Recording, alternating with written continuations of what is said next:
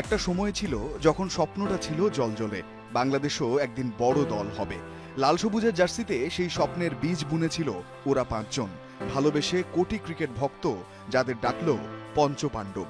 ওরা হয়ে উঠল আমাদের গর্ব, আমাদের সাহস, আমাদের আবেগ। লড়াইটা ছিল এক বুক ভরসা নিয়ে সামনে এগিয়ে যাওয়ার। সেই লড়াইয়ের আরেক নাম মাশরাফি বিন মুর্তজা। ইনজুরি আর ব্যথাকে সঙ্গী করে দলকে নেতৃত্ব দিয়েছেন সামনে থেকে। নতুন সাহসী যুগের সূচনা করেছেন বাংলাদেশের ক্রিকেটে। শিখিয়ে গেছেন হারার আগে হেরে না যাওয়ার মন্ত্র। লাল সবুজের ক্রিকেট পেল একটা নাম, সেই নামই হয়ে উঠল বিশ্ব ক্রিকেটে বাংলাদেশের সবচেয়ে বড় বিজ্ঞাপন, সবচেয়ে বড় ব্র্যান্ড। এদেশে ক্রিকেটের সমর্থক শব্দ হয়ে উঠলেন সাকিব আল হাসান।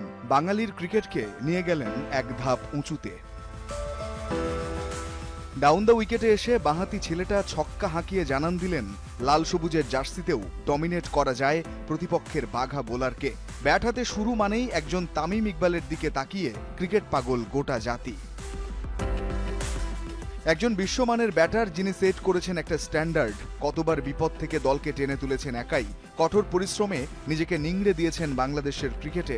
মুশফিকুর রহিম হয়ে উঠলেন টিম টাইগার্সের নির্ভরতার প্রতীক। ভেঙে পড়া দুর্গকে বারবার একলা সেনাপতির মতো সামলেছেন লিকলিকে গড়নের একজন হিরো। শেষ মুহূর্ত পর্যন্ত লড়ে গেছেন নিঃসঙ্গ শেরপার মতো। কখনো দলকে নিয়ে গেছেন জয়ের বন্দরে, কখনো হেরেছেন ভাগ্যের পরিহাসে। তবুও লাল সবুজের আনসাং হিরো ওই মাহমুদুল্লাহ রিয়াদ,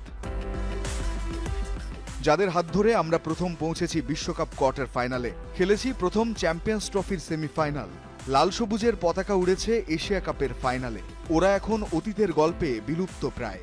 আফসোস শুধু, বড় হয়ে শৈশবের নায়ক মাশরাফি, সাকিব, তামিম, মুশফিক কিংবা মাহমুদুল্লাহর মতো হতে চাওয়া ছেলেটা কি ফেসবুক পোস্টে এমন ফ্যাকাশে মলিন বিদায়ের স্বপ্ন দেখেছিল? নাকি 22 গজের নায়ক হওয়ার গল্পটা শুধুই একটা মিথ? রঞ্জন